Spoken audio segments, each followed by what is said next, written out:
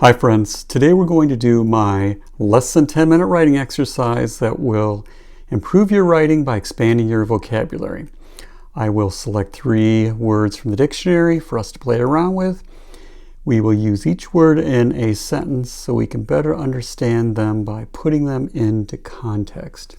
Today's 3 words I've selected for us to play around with are sublime, sublimate, and forthcoming. Sublime, sublimate, and forthcoming. Let's use each one of these words in a sentence and see what we come up with and just sort of play around with them with our writing. Starting with sublime. And sublime can either be a verb, an action word, or an adjective, a word that describes. And sublime means lofty or grand.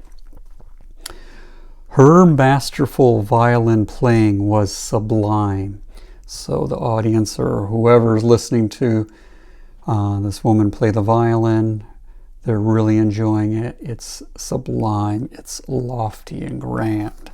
Let's use sublimate in a sentence. And sublimate can either be a verb, an action word, or a noun, a word that represents a person, place, or thing.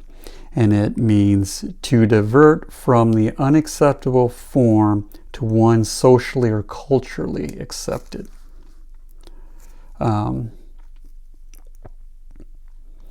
He hoped to sublimate his anger into something useful. So he wants to turn his anger into something more useful. Sublimate. So he wants to turn something unacceptable into something acceptable. Let's use forthcoming in a sentence, and forthcoming is an adjective, a word that describes, and it means about to appear or be made available. The report on the bridge collapse would be forthcoming after the engineers made their final review. So there's some bridge collapse. These engineers are making their final review. When they're done, it would be available, be forthcoming for the public or whatever to read. Anyway, 3 interesting words: sublime, sublimate, and forthcoming. Use them in a sentence. Play around with them in your writing. Make them part of your vocabulary if you're not familiar with these words. If you enjoyed this exercise, please consider subscribing.